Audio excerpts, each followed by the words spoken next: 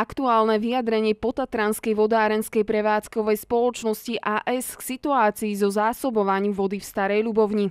V priebehu 31. januára 2012 pracovníci Potatranskej vodárenskej prevádzkovej spoločnosti AS zabezpečili lokalizáciu vzniknutej poruchy na vodovodnom potrubí s jeho následnou opravou a v poobedňajších hodinách obnovili dodávku vody do vodojemov v meste Stará Ľubovňa. V ranných hodinách 1. februára 2012 všetky časti mesta, ktoré sa nachádzajú v nižšej oblasti od športovej haly, už boli zásobované pitnou vodou. Horné časti nad športovou halou budú zásobované až po doplnení vodojemov.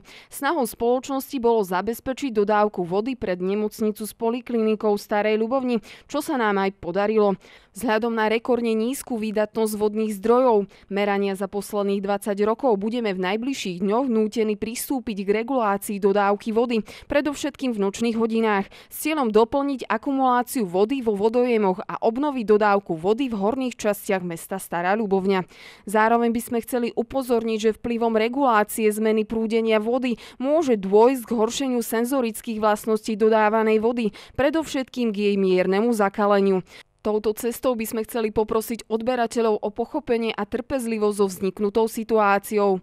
Celú situáciu riešime v spolupráci s Mestským úradom Stará Ľubovňa, obvodným úradom a regionálnym úradom verejného zdravotníctva v Starej Ľubovni.